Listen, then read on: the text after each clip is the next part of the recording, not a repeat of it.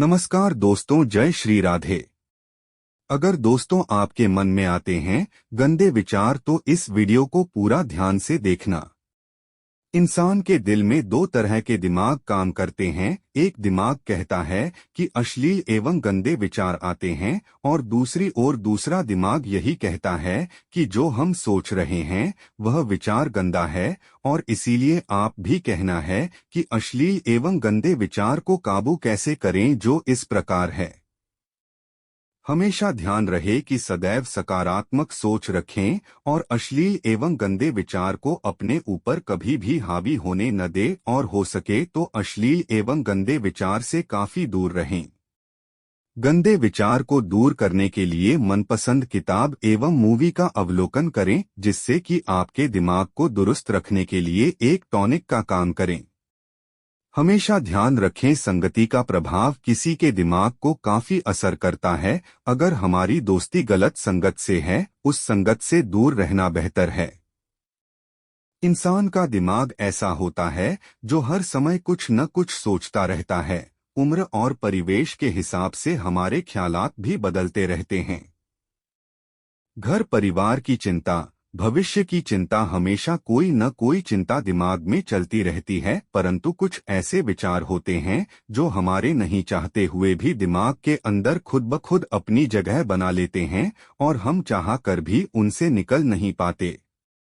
जब इंसान कहीं गलत देखता है या पढ़ लेता है तो वहीं सब उसके दिमाग में कल्पना के रूप में आना शुरू हो जाता है। यह एक स्वाभाविक प्रक्रिया है। बार बार आने वाले ऐसे विचार व्यक्ति को उत्तेजित करते हैं और फिर या तो वह अपराध बोध से ग्रस्त हो जाता है या उनको पूरा करने की कोशिश करता है। वहां से निकलने में भी स्वयं को बड़ा असहाय महसूस करता है। अब प्रश्न यह है कि इन विचारों को कैसे काबू में किया जाए। अपने आप को व्यस्त रखे, कोशिश करे अपने आप को व्यस्त रखने की। कहते हैं ना, खाली दिमाग शैतान का घर होता है। अध्यात्म की तरफ अपना रुझान करें।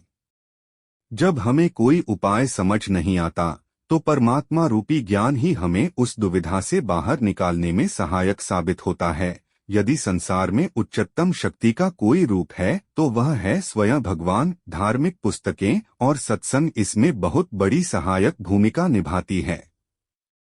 मंत्र श्री दुर्गाय नमः, नम शिवाय, नमो भगवते वासुदेवाय। इस मंत्र का उच्चारण एक साथ करना ही अनिवार्य है। मान्यता है कि इस मंत्र में इतनी शक्ति है कि यह मनुष्य को अपनी ओर खींचते हैं।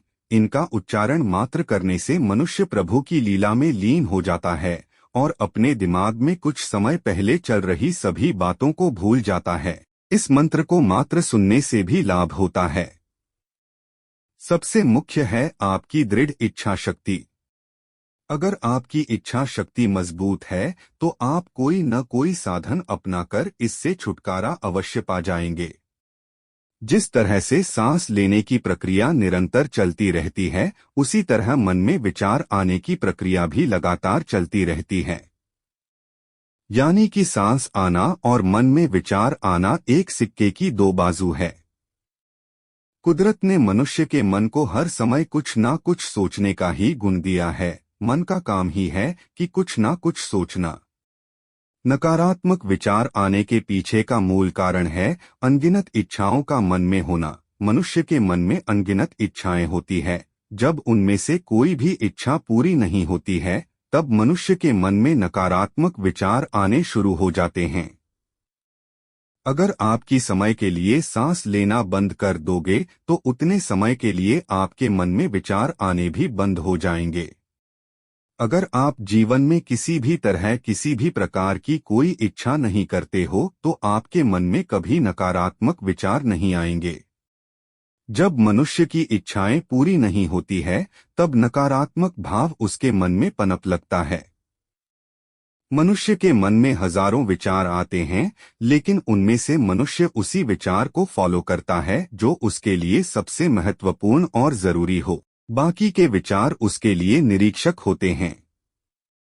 इसलिए नकारात्मक विचारों से बचने का एक आसान तरीका यह है कि मन में जो विचार आते हैं उन्हें आने दो, उन विचारों को सिर्फ देखो। आपने मन में आने वाले विचारों के साथ किसी भी तरह का कोई संबंध नहीं बनाना है। इस तरह के निरंतर अभ्यास से अब आपके मन में आने वाले नकारात्मक विचारों से आपको कोई परेशानी नहीं हो रही है और आप अपना हर कार्य सफलतापूर्वक कर पाते हैं।